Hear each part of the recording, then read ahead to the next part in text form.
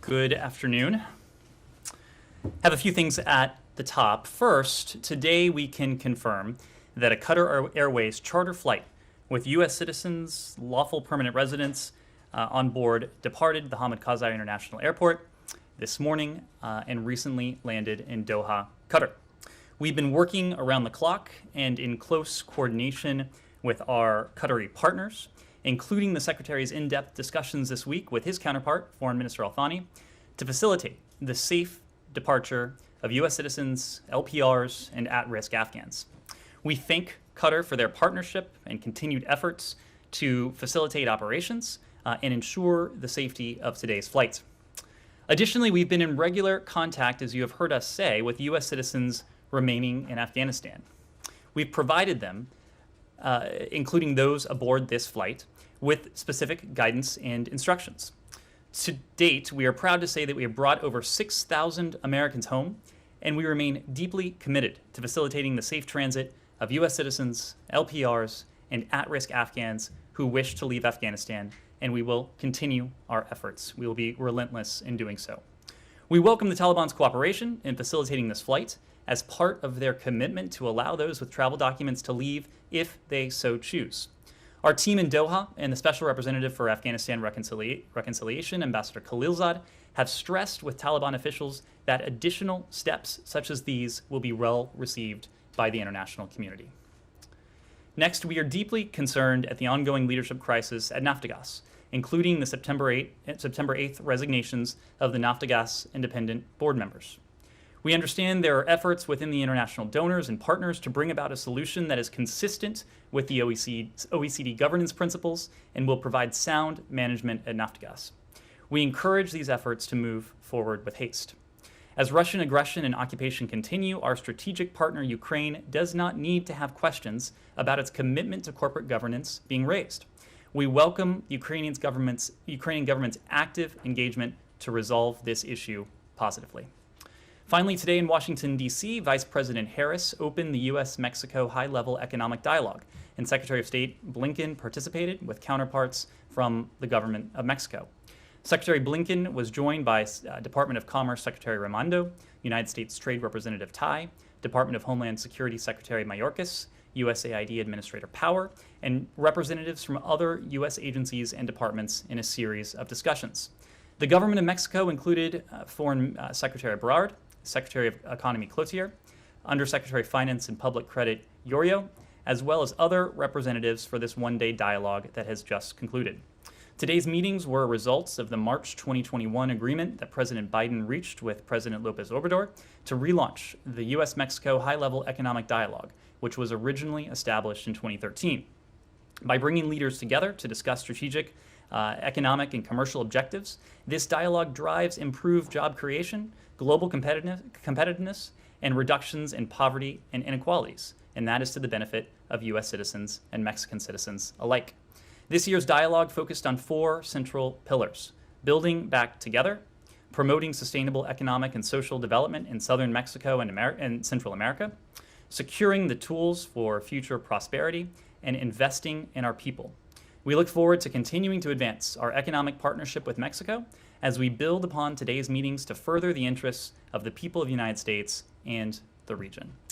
So with that, Simon. Just to follow up on the flight that's come out of Afghanistan, are you able to tell us how many Americans, how many LPRs were on there, and then how many does that leave in Kabul? And do you see this as now a reliable, safe passage channel that's now open? And are the Taliban ensuring you that that's the case? And are you confident that that will remain? The airport is now the way out of the country. Thanks, Simon. Let me take those in turn. First, on the numbers, you've heard us say this repeatedly in the context of Afghanistan, but we will always endeavor to provide you with information that is both timely and accurate. When it comes to the number of U.S. citizens and LPRs aboard this flight, what we're going to do is to cross-reference those individuals we believe were on the plane when it departed the Hamid Karzai International Airport, cross-reference that against the manifest data upon landing in Doha, which it has recently done. So I do expect we'll be able to provide you with some more granular details in the coming hours. But I can add this. We have said that we have been in regular contact with American citizens and others to whom we have a special responsibility in Afghanistan, both before the end of the U.S. government-led evacuation effort and after. And so as part of that, we invited more than 30 American citizens and LPRs to be on this flight. Now, not all of them ultimately chose to depart Afghanistan today. In our engagement with them, they offered a number of different reasons, those who chose not to take part in this flight. Some wanted more time to consider it. Others wanted to remain with extended family, at least for the time being. Others cited medical issues, among other reasons that we heard. But we will continue to invite Americans and others to whom we have a special commitment on future flights, additional opportunities for them to depart Afghanistan, again, if they so choose. When it comes to this means of departure from Afghanistan, we've always maintained, well before the end of the U.S.-led evacuation effort, that we saw a functioning civilian airport in Kabul as key to that commitment that the Taliban has made, both publicly and privately, to safe passage. That is precisely why we have worked so concertedly with stakeholders in the region, and of course that includes the Turks as well as the Qataris. There was substantive discussion with our Qatari counterparts just within the past 48 hours when we were in Doha regarding the safe operation of the airport going forward, and we do see the safe operation of the airport as a means by which to see to it that the Taliban is able to fulfill that commitment that Americans and others who choose to depart the country are able to do so. So we certainly hope and we certainly expect there will be additional opportunities for Americans and others to whom we have that commitment to depart Afghanistan if they so choose, using this and potentially other means as well. Yes. Sure, please. Do you think the Taliban are showing the same cooperation and flexibility you mentioned in letting go the Afghans at risk who don't have another nationality? Because it's my understanding that today's flights were mainly third country nationals, Americans, or dual nationals. And can you update us with this regard with the status of the charters in Mazar-e-Sharif? Are they showing flexibility and cooperation on those flights? Sure. Well, we're not ready to make sweeping categorical judgments. What we are willing and what we have done is to characterize what we've seen so far. And certainly today's departure of this Qatar Airways charter was a welcome step. It is certainly something that we were glad to see happen. As we have said, additional such steps will be similarly greeted not only by the United States, but by the international community. There were other third country nationals aboard this flight as well. But the broader point is that we will continue, and the international community will continue to hold the Taliban to account for its public and private commitment, the commitments it has made in private to us and to many of our close partners, that those with valid travel documents who wish to leave the country will be able to do so.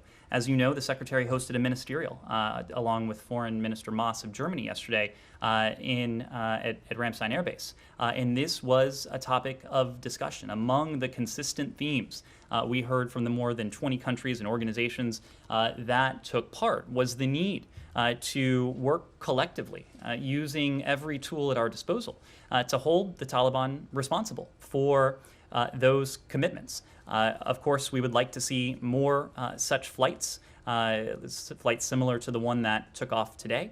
We have heard public statements that more, in fact, may be forthcoming, but obviously we don't want to prejudge that, and we will continue to do everything we can together with our partners to work towards that goal. Andrea. Understanding that you welcome this step, what about what we've seen on the streets of Kabul and other places, the lashings, the beatings of people, to say nothing of the appointment of an all-male, non-inclusive cabinet with these 2 Haqqani members with bounties on their head from the State Department? Well, so Andrea, as I said before, we are not going to make sweeping categorical judgments just yet. We have spoken about our reaction to the initial caretaker government. You have heard us say that the lack of inclusivity, the track records, the backgrounds of some of the individuals involved is a cause for concern. It certainly does not reflect what the international community and what, as a part of that, the United States hoped to see. Now, we note this is an initial caretaker government. We note that some of these positions remain unfulfilled. So what will be important to us is not only the composition of any future government of Afghanistan. Again, we will look to see to it that it is inclusive, to see to it that it is representative of the people that the Taliban purport to represent. But we'll also look towards their actions. And that was another constant refrain yesterday when we gathered many of our closest allies and partners in Ramstein. There were several elements of consensus that emerged. And in fact, there were key questions that many of the participants posed. Will the Taliban uphold their commitments to freedom of travel and safe passage in the case of the United States for Americans, but also for third country nationals, for our Afghan partners? Will they live up to their counterterrorism commitments? There was a broad discussion of the threat from ISIS-K, from Al-Qaeda, from terrorist groups that may seek to operate or that are operating on Afghan soil. Will they form an inclusive government? That will be a key question that we'll look to see as the future Afghan government comes together. And will they sustain progress for women and girls? In other words, will the gains of the past 20 years that no country did more to facilitate and support than the United States, will those gains be preserved? We don't yet know the answer to any of those questions. We will together be able to answer those questions with our allies and partners as we start to see how the Taliban is going to purport to govern, how it will treat its people, how it will treat our people, how it will confront threats not only to the Taliban, but threats to us as well, and that includes from ISIS-K. And let me just ask a follow-up about the people at Mazar-e-Sharif and elsewhere. Understanding the need for travel documents, but so many people don't have them. And isn't this a catch-22 for Americans as well as at-risk Afghans, some of which may have documentation we don't know that was burned up in the evacuation of the embassy? Well, we are continuing, and we have been in close dialogue with the Taliban, but even closer dialogue with our partners on this very question. And when I say partners, I'm using that expansively. We have found and have very much appreciated the efforts of NGOs, of advocates, of lawmakers, and others who have helped to organize groups of individuals, charters, manifests, and people in this building have been working with those individuals, entities, and groups literally around the clock at the highest levels of this building and the U.S. government. We share a single goal, and that is bringing and facilitating the departure from Afghanistan of as many of these individuals to whom we have a special obligation. And with our careful review of many of these manifests and our close partnership with many of these entities, organizations, and individuals, we have been able to confirm, at least to the best of our ability, not having personnel on the ground, that there are American citizens, that there are LPRs, there are other at-risk Afghans to whom we do have that commitment, who are willing and ready to go on one of these charter flights. And our contention continues to be that these individuals should be allowed to go. We have made that known very publicly. You've heard the Secretary speak to it at some length, both in Doha and in Germany yesterday and the day before. But we've also made this known privately, and we have engaged with the Taliban, both Ambassador Khalilzad and with the team that Ian McCary is leading out of Doha on this very question. Now, the question about travel documents. Look, we have been clear that American citizens, that LPRs, and Afghans who may be at risk, and Afghans to whom we do have that special obligation, should be allowed to travel.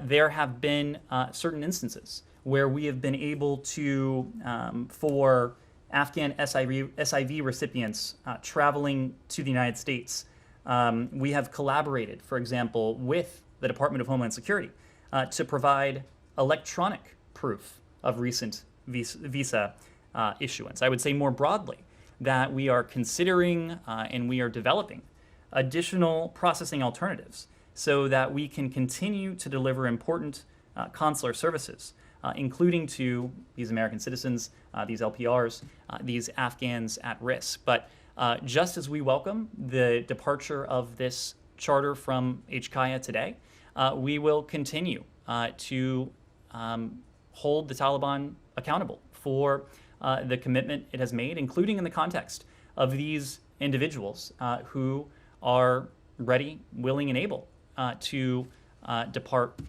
Afghanistan now and in the coming days. Roz.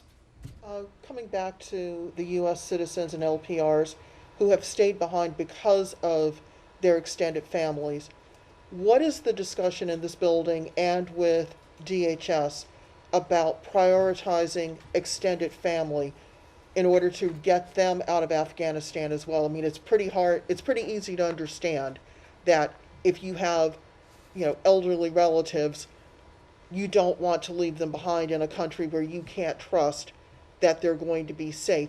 Do these people now get to be on a priority list to leave the country if the only reason that they would be on the list is because they have U.S. or LPR relatives?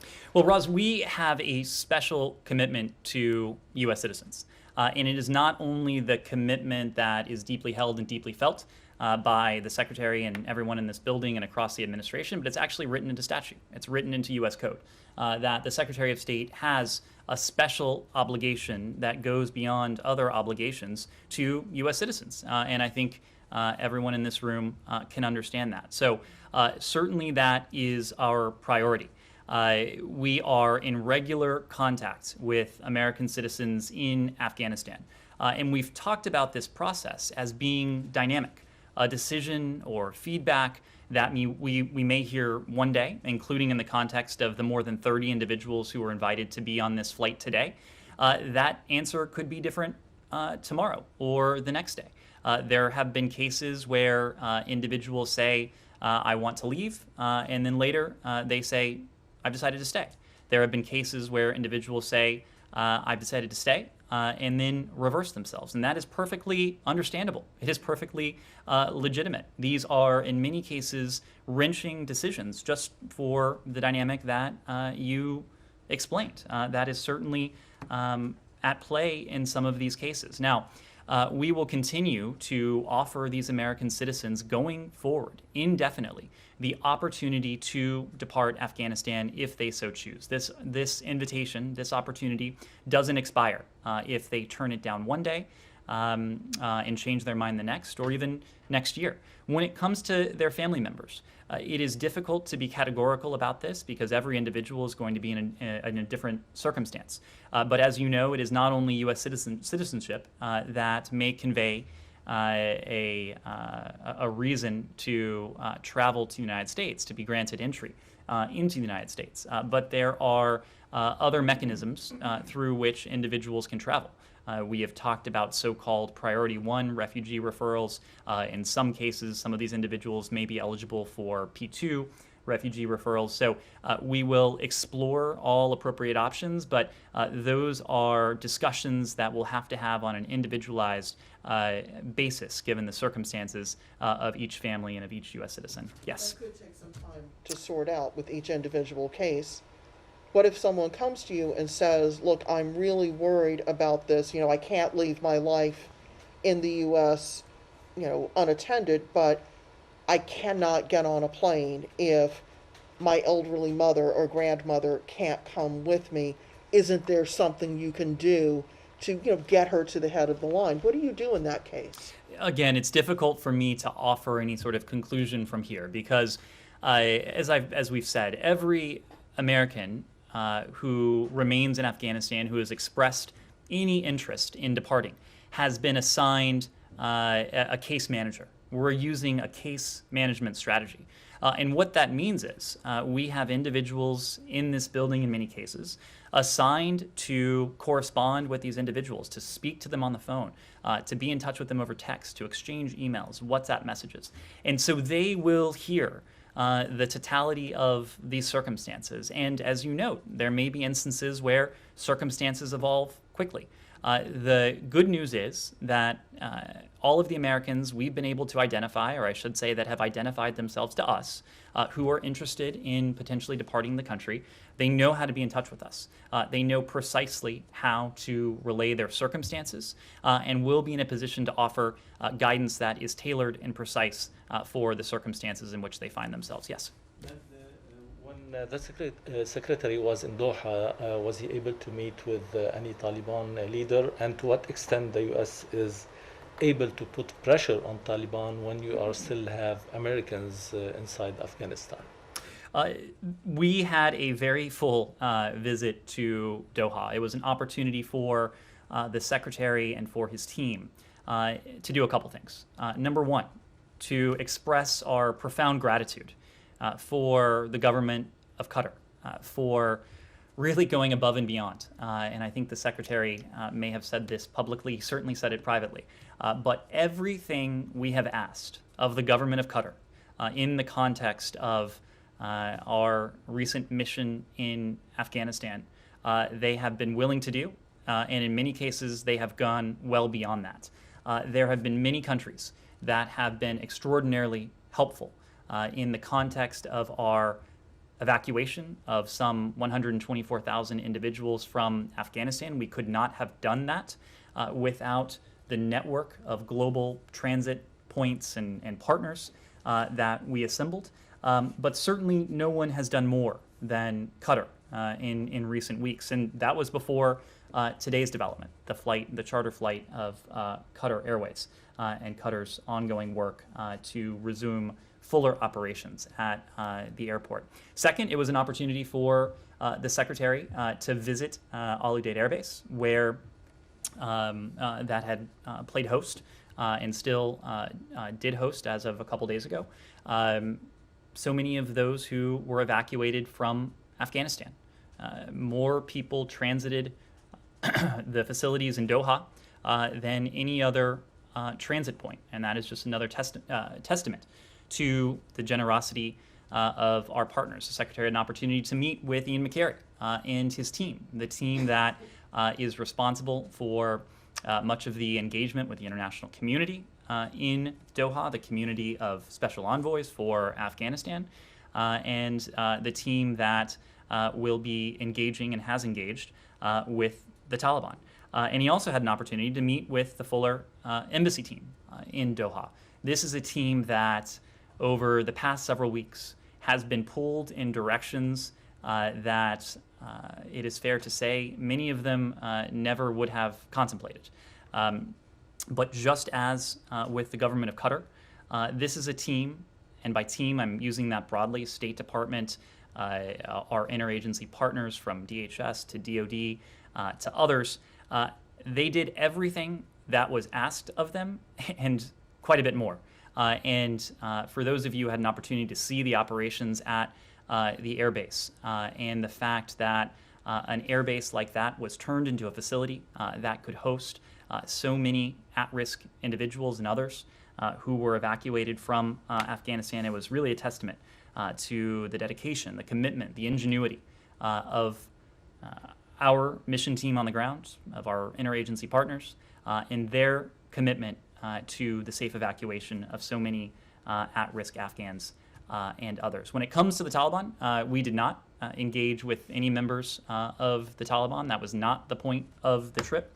As I've said, others from within the State Department, including the Special Representative, including Ian McCary and his team, they have continued that pragmatic engagement with the Taliban where and when it is in our national interest. And it is manifestly in our national interest to see to it that American citizens, LPRs, other Afghans at risk, are offered the opportunity to depart Afghanistan if they so choose. Much of that engagement since August 31st has been focused on that very precise and narrow question, given just how important it is to us. Connor.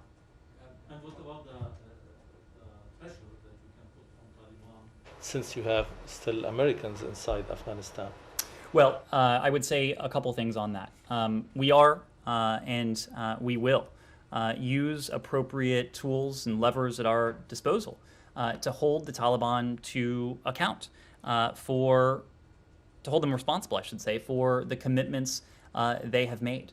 The United States government is able to do quite a bit. We are able to do quite a bit more when we act in unison, when we act in coordination and cooperation with countries the world over. And I think you saw yesterday from Ramstein, there was and has been a series of gatherings of countries, in many cases, that have different viewpoints, that may have slightly different interests, but we have consistently found a great deal of alignment of interests when it comes to what we believe and what we think should be the case in Afghanistan. And that includes vis-a-vis the Taliban's governance of the Afghan people. So yes, we will continue to hold the Taliban responsible for those commitments. When it comes to the ability of our citizens, of LPRs, of Afghans at risk to depart, this is not a favor we need or seek from the Taliban. This is a commitment that the Taliban has made. And it is a commitment that, in at least a couple instances now, the Taliban has made good on. Again, we welcome the departure, the safe departure, and of course the arrival in Doha of this charter flight.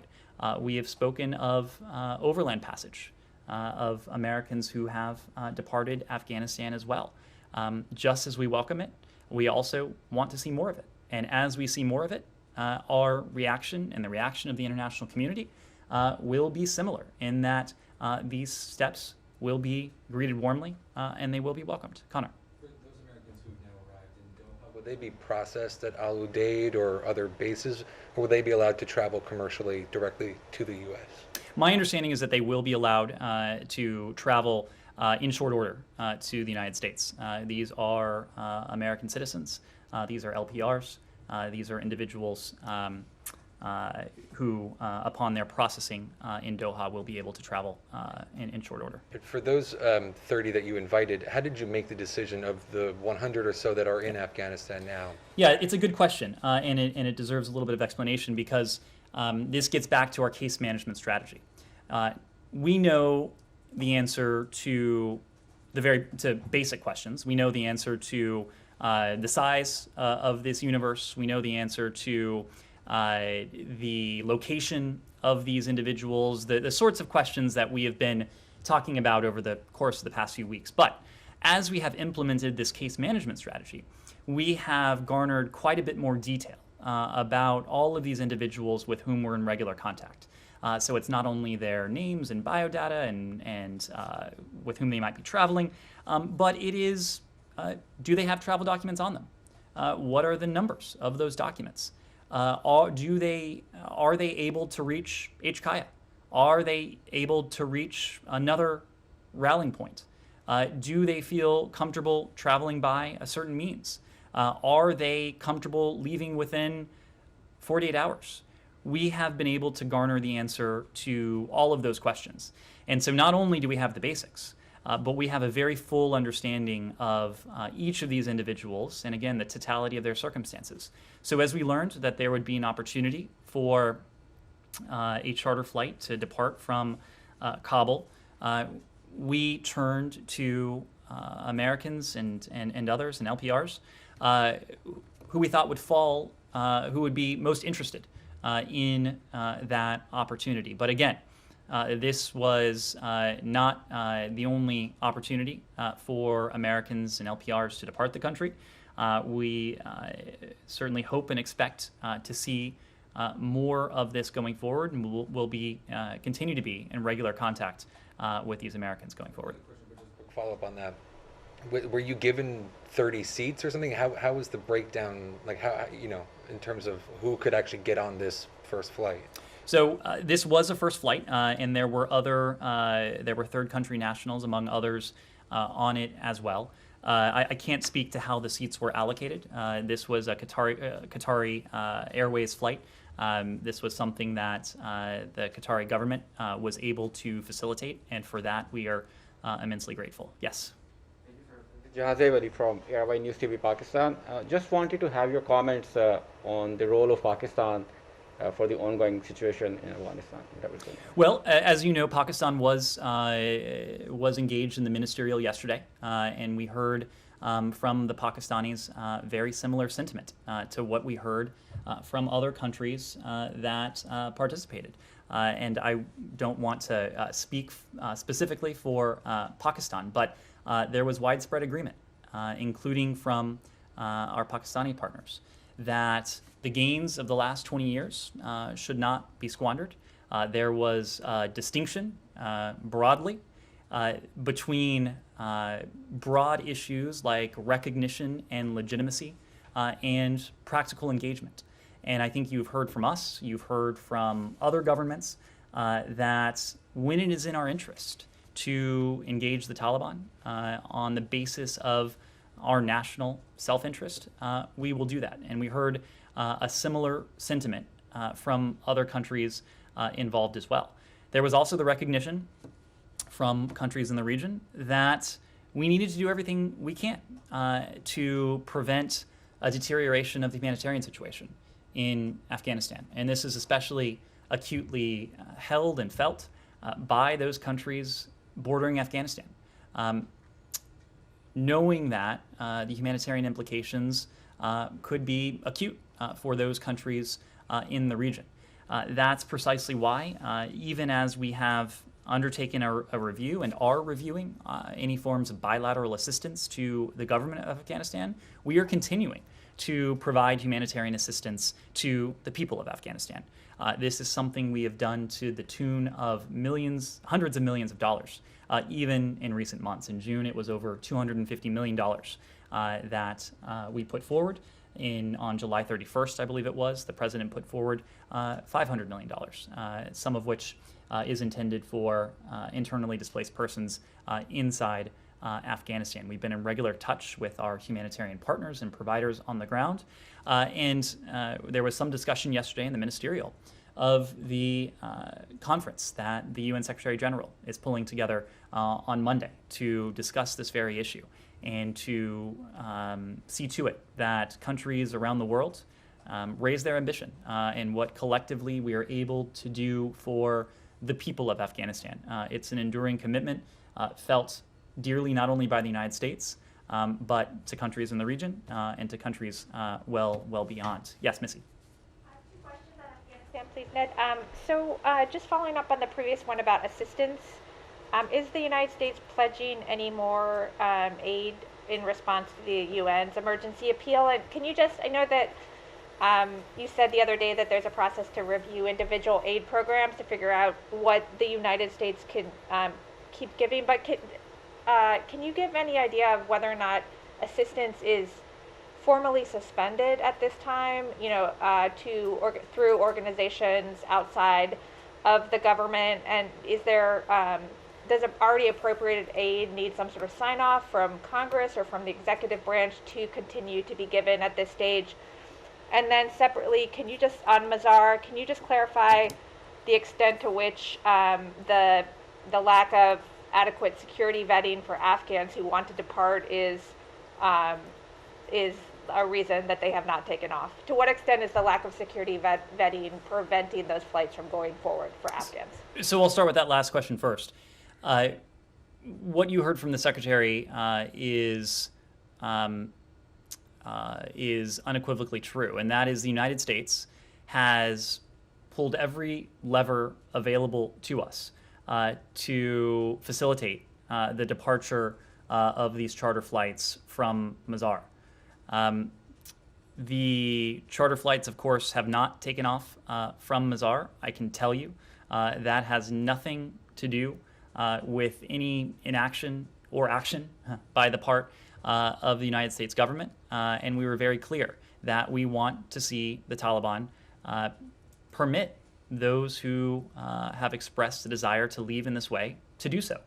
Now, of course, Mazar is not the only airport in Afghanistan, as we were reminded again today. We are very focused on seeing to it, along with our Qatari and Turkish partners, that the airport in Kabul can again resume fuller activity. And we were very gratified again to see a commercial flight depart earlier today.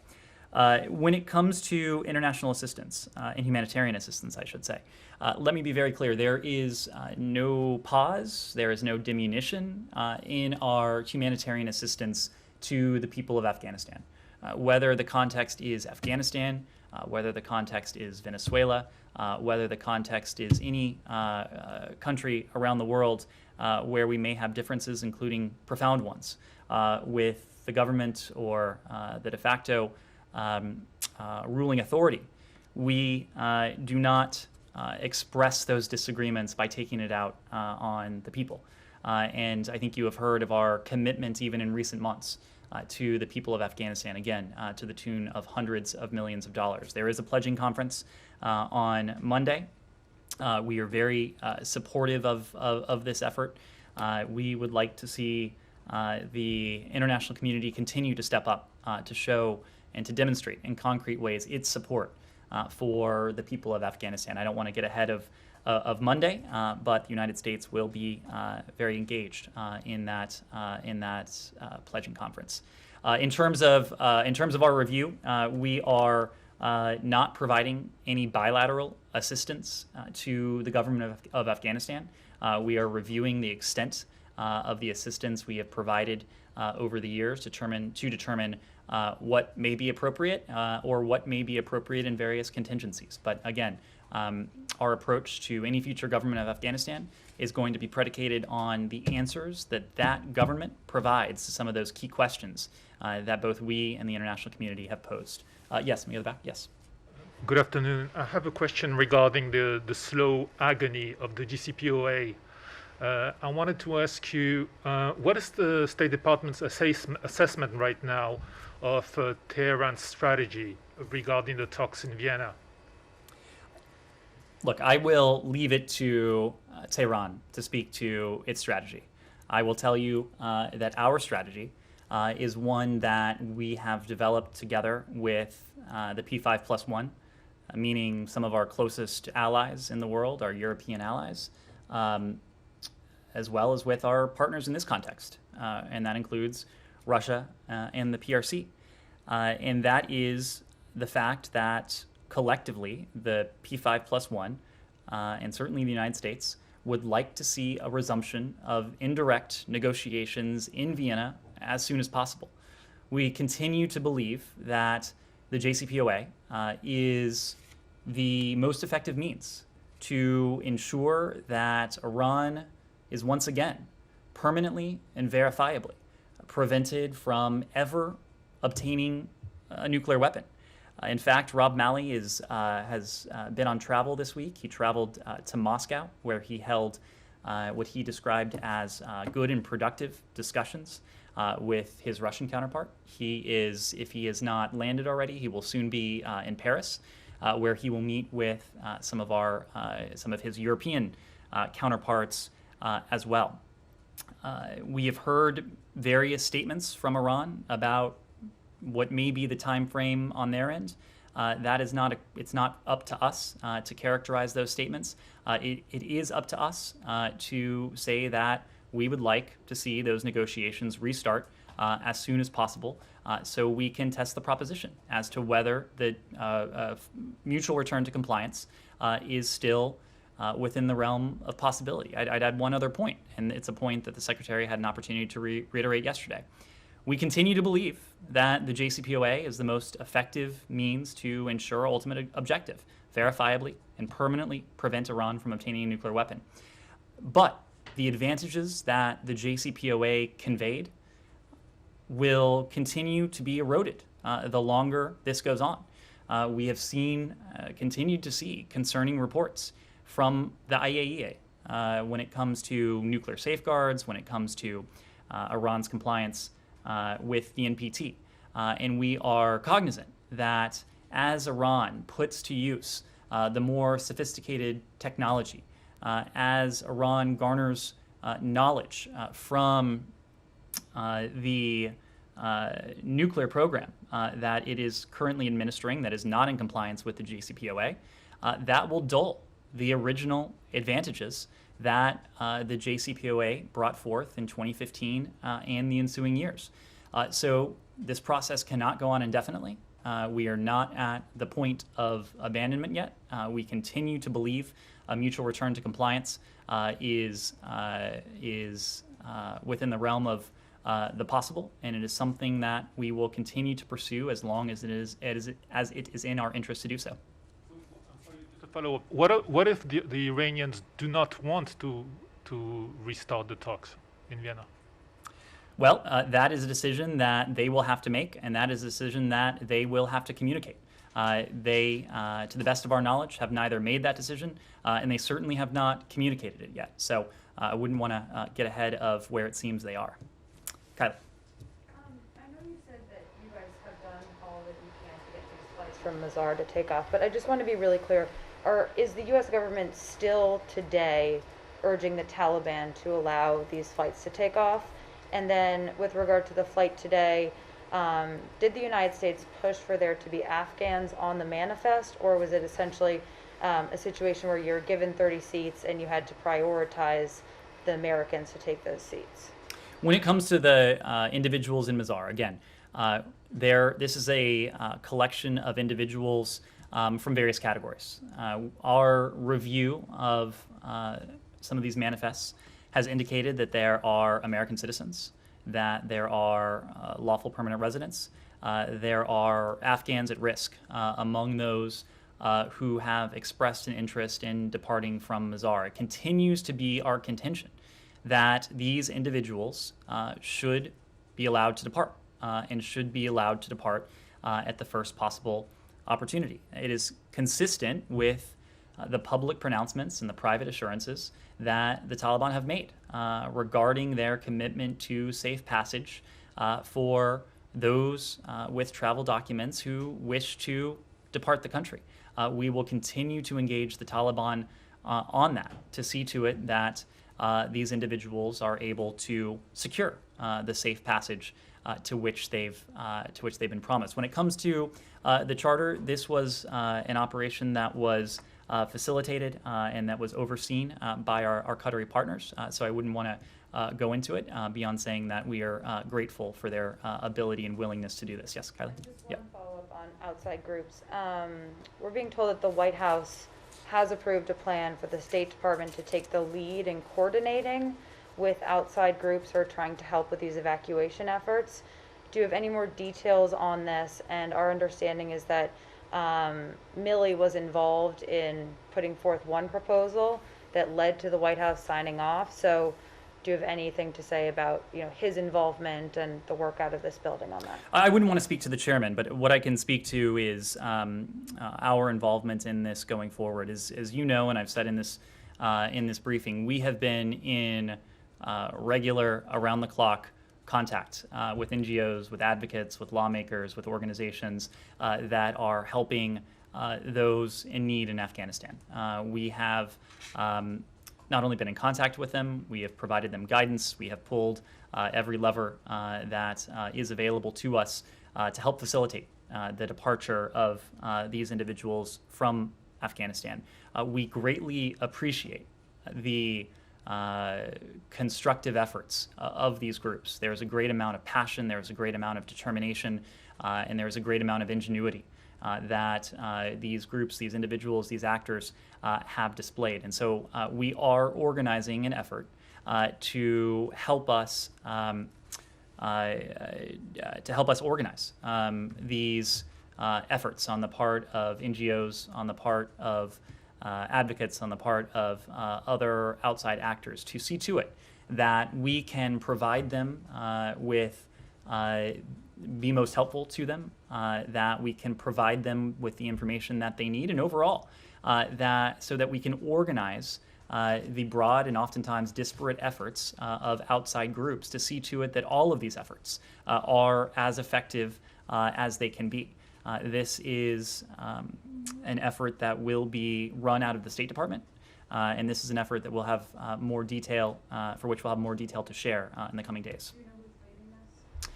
We will have more detail to share in the coming days. I can say, and as we've said, that Ambassador John Bass, who was leading key elements of the evacuation effort on the ground in Kabul, is now back here at the department. He's playing a leading role in our ongoing efforts to provide support to Americans and to others in Afghanistan who may wish to depart. Yes? Thank you, Ned. Can I please follow up on the charter flight? Is there another charter flight coming out of Haya tomorrow? The reason I ask is because you just said that not everyone decided to depart today, and there may be more tomorrow.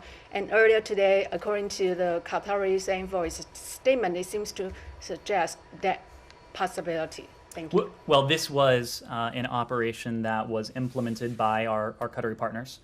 They have spoken to this publicly. They have voiced optimism that there will be additional such opportunities, but I would need to refer to them as the entity behind the operation of these charter flights to speak to when that next flight might be. I will say from our perspective, we are doing everything we can. We're supporting our Qatari partners. We're engaging with the Taliban. We're working with the international community to see to it that there are no obstacles to any such future charter flights going forward. This is a key avenue for Americans and others to whom we have a special responsibility to depart the country if they so choose. And we are doing everything within our purview to see to it that there are more such opportunities. Andrea? Can I ask Sure, Nikki. Go ahead. virtual summit among BRICS, the Brazil, South Africa, India, China, Russia, the virtual summit today. None of these countries signed up to the U.S.-led joint statement for Afghanistan evacuation and safe passage, but they did discuss Afghanistan and saying that this Afghanistan should not be a launching pad for a terrorist attack. How close is the U.S. monitoring this summit, and what is your take on their joint statement? Because it comes before the UN donors conference on Monday, and what is your message to China and Russia? Thank you. Well, those countries did not take part in the ministerial yesterday, but a large and broad swath of the international community did, including many of the most important stakeholders when it comes to Afghanistan. It was not only co-hosted by the United States and Germany, but it had participants from Australia, Bahrain, Canada, France, India, Italy, Japan, Kuwait, Norway, Pakistan, Qatar, Republic of Korea, Saudi Arabia, Spain, Tajikistan, Turkey, Turkmenistan, the UAE, the UK, Uzbekistan, the EU, NATO, and the UN, which is obviously a very broad coalition of countries coming together. I would also say that there have been a number of efforts that the United States has pulled together, that the international community has pulled together, that the UN Security Council has pulled together, where we have seen dozens, if not in a couple cases, more than 100 countries sign on to a set of key principles, including this principle of safe passage for those who wish to depart the country. So I don't want to characterize the efforts of other countries, but I suspect there will be opportunities going forward for the United States to continue to engage with a broad and wide swath of the international community on these important questions. Andrea. Question on North Korea. Has there been any result from the conversations with South Korea and any communication at all from North Korea in response to successive statements and inquiries for some engagement? Any reaction to what we saw last night at the annual ceremonies, which was a very different kind of parade? And obviously the focus on COVID and the extraordinary Kim Jong-un diet. Well, I don't have a specific reaction to what we've seen overnight. Of course, aware of the military parade that the DPRK staged on September 9th. When it comes to the United States, our goal continues to be the complete denuclearization of the Korean Peninsula. We are prepared to engage in diplomacy towards that objective. Special Representative Sung Kim was recently in Seoul, where he met with his counterparts there. And we have made the point that we believe diplomacy presents an opportunity to make progress towards that goal of the complete denuclearization of the Korean Peninsula.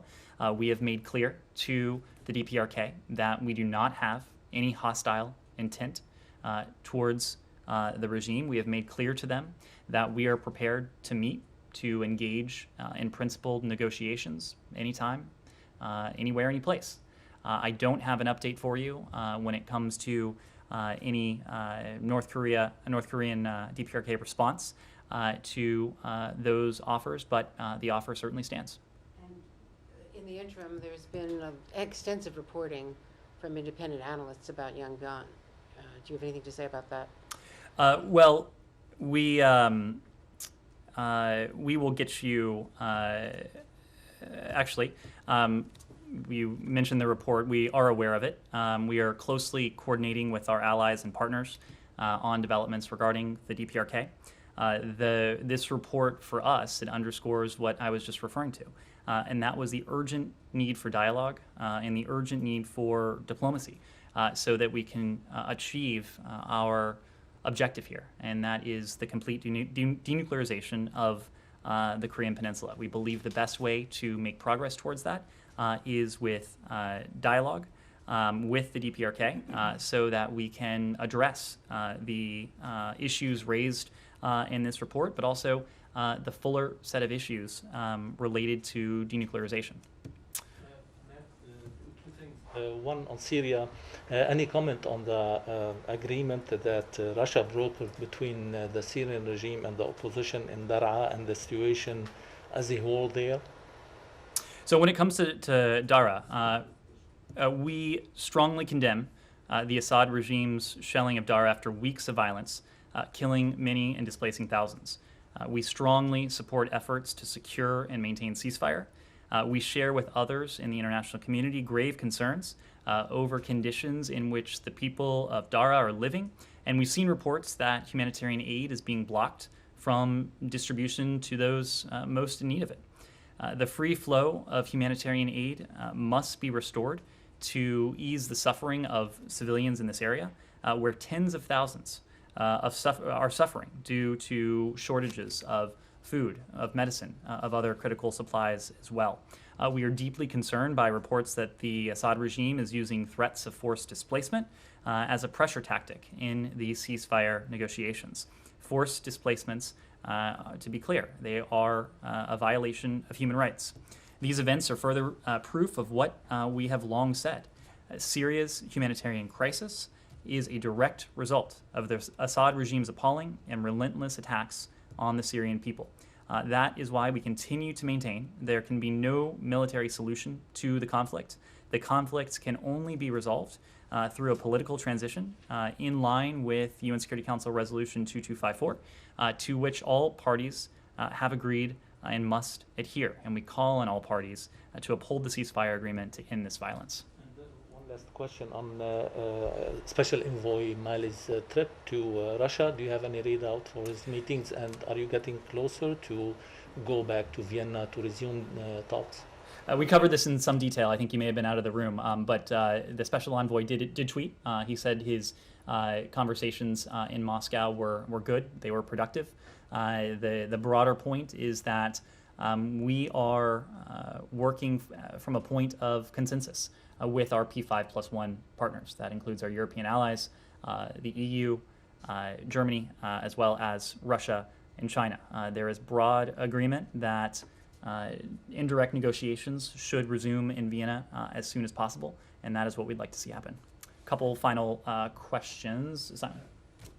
Yeah, yesterday on Myanmar, you gave a comment that the US doesn't condone violence as a solution to the current crisis. This is in response to the National Unity Government's kind of declaration of war. I wondered,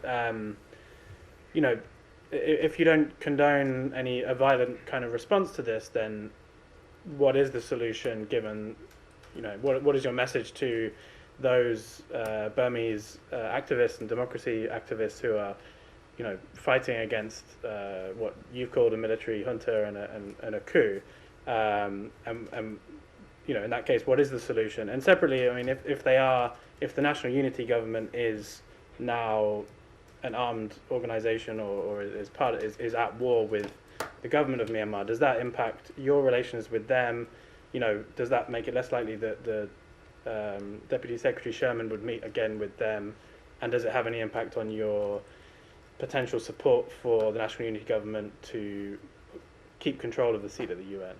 Well, we've always said that we stand with the people of Burma, and the people of Burma have demonstrated time and again that they do not support this coup. They do not support this constitutional, this anti-democratic activity.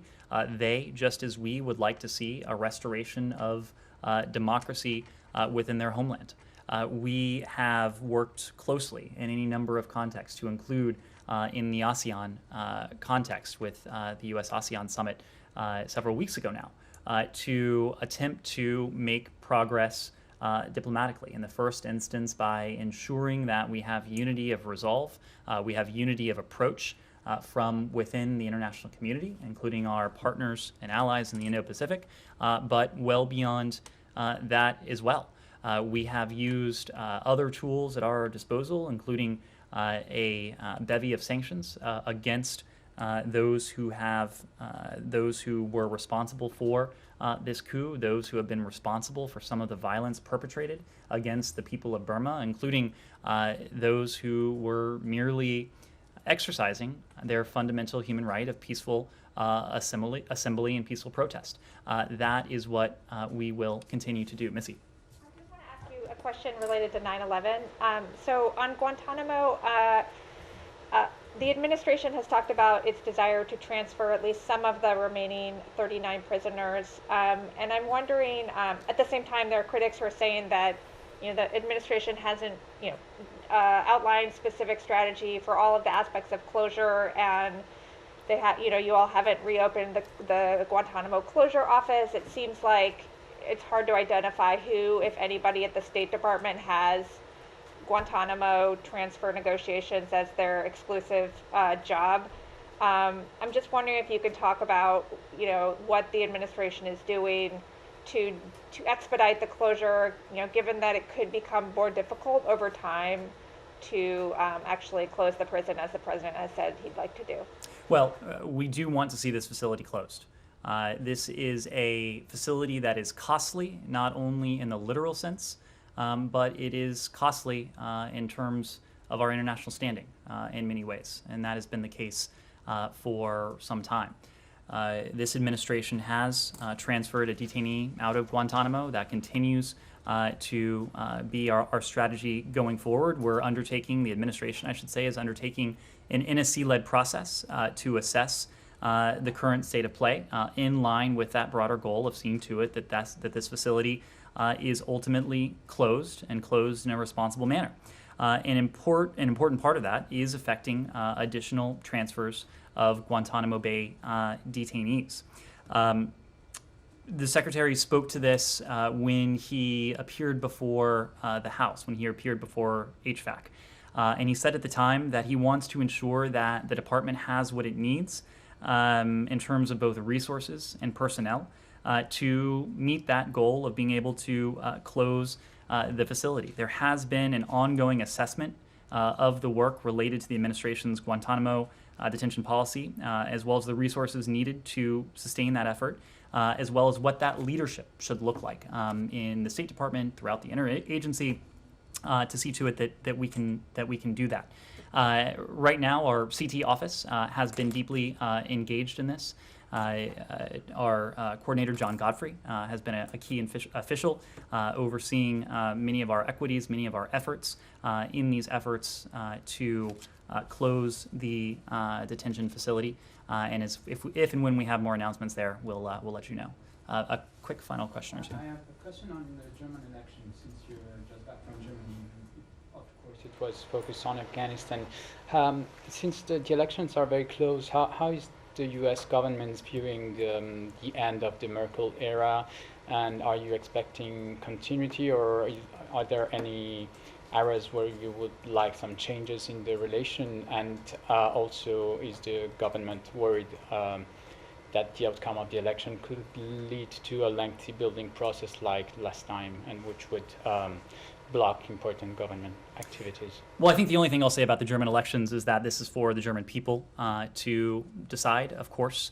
But beyond that, I think we have every expectation that the relationship between the United States and Germany will continue to be incredibly close and incredibly effective. As you said, we were just in Germany less than 24 hours ago, and our partnership with Germany is evident on issues from Afghanistan to climate change, to technology, to people ties, trade and investment, and really across the board. And that is the strength of that relationship is, of course, predicated on our long-standing ties that span decades. But it is also no small testament to the extraordinary leadership of Chancellor Merkel and the way she has positioned Germany, the way she has been able to navigate any number of challenges, the leadership she has demonstrated across the board during her remarkable tenure as Chancellor. I think that is something that she has earned a great deal of admiration, respect, and affection, not only from within this building and this administration, but from the American people as well. Secretary Blinken had an opportunity to meet with her when we were in Germany earlier this summer. The president, of course, has had an opportunity to meet with her as well. Her leadership is, in many ways, responsible for the current state of U.S.-German relations, and we're grateful for it. Yes. Yes, final question? Thanks so much. Is the amount of $10 billion of Afghan Central Bank also the part of negotiations going on with the Taliban? What you're referring to is an issue that is separate from any sort of bilateral assistance to the government of Afghanistan. I believe you're referring to the issue of currency reserves.